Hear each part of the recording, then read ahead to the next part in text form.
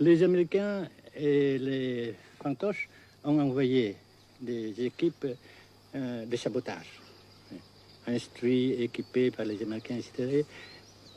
Et nous les avons pris. Peut-être vous avez entendu parler, n'est-ce pas, des procès. Oui. Et vous en avez pris souvent, à diverses reprises? Assez souvent. Est-ce que vous avez peur que les Américains portent la guerre au Nord-Vietnam? Nous n'avons jamais peur, n'est-ce pas?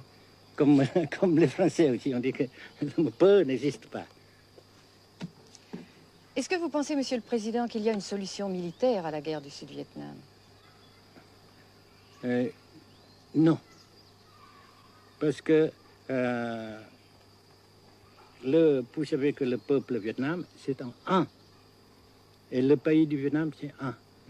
Les Américains ont fait une guerre d'agression, comme qui dit, c'est une guerre non déclarée. Et, comme vous savez aussi, vous avez pu lire dans la presse, n'est-ce pas, mondiale, que plus la guerre prolonge, plus les Américains et leurs valets, n'est-ce pas, comment dire ça,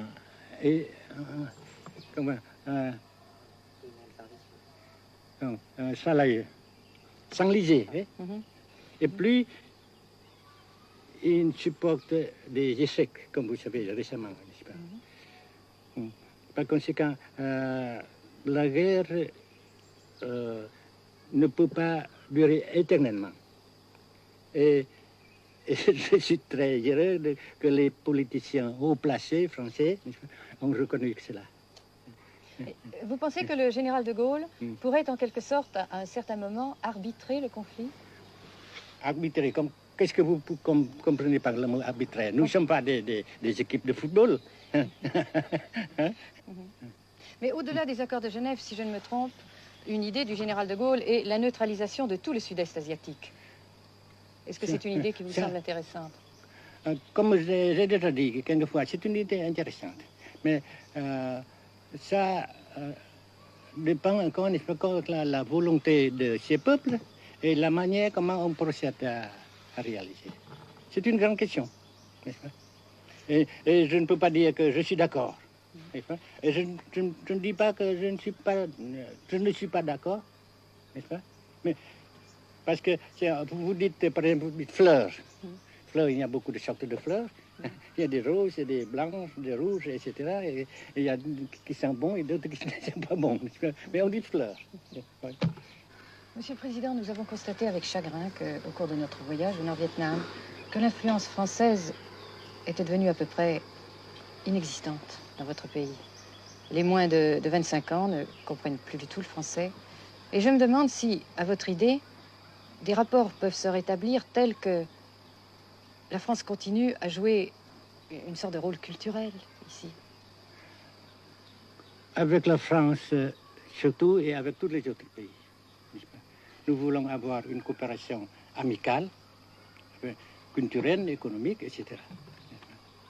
Mais je suis sûr que vous ne voulez pas avoir, n'est-ce pas, que la France ait l'influence qu'elle avait avant. C'est une autre chose. Naturellement, c'est une autre époque. Mais coopération culturelle, économique, qu'est-ce qu'il y a encore, sportive par exemple, oui. etc., n'est-ce pas, nous le désirons. Si la guerre se cristallise au sud et se poursuit encore pendant quelques années, pensez-vous que l'avenir économique du Nord-Vietnam soit viable? Je suis sûr que ça non seulement viable, mais ça progresse. Parce que vous avez vu vous-même, vous avez constaté vous-même qu'ici, nous travaillons beaucoup, notre peuple travaille beaucoup, avec abnégation, n'est-ce pas, et avec dévouement, avec enthousiasme. Et d'un côté, nous travaillons pour, comment dirais-je, principalement, n'est-ce pas, de nos propres forces, de nos propres... Et aussi, nous avons, n'est-ce pas, l'aide fraternelle des pays socialistes, n'est-ce pas? Alors, nous, puisqu'ici et après cela, n'est-ce pas, nous avons déjà réalisé des progrès. Pas très grand comme nous voulons, mais nous avons réalisé des progrès. Et dans l'avenir, nous progressons de même. Mais vous mentionnez là l'aide des pays socialistes.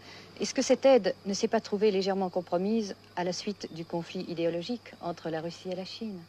Non, parce que ces questions, n'est-ce pas, différences idéologiques entre nos différents partis frères, c'est nos affaires intérieures. Ça passera. Et l'unité, ça se fera. Mais l'aide fraternelle continue et continuera. Et c'est très précieux pour nous. Bien sûr.